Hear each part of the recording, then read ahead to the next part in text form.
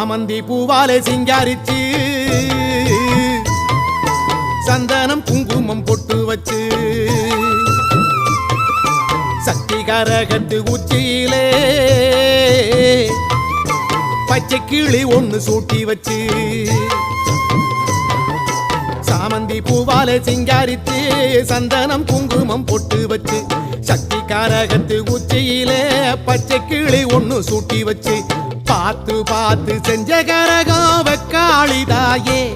கரையேத்துவது பொறுப்பு அமாண்டிதாயே.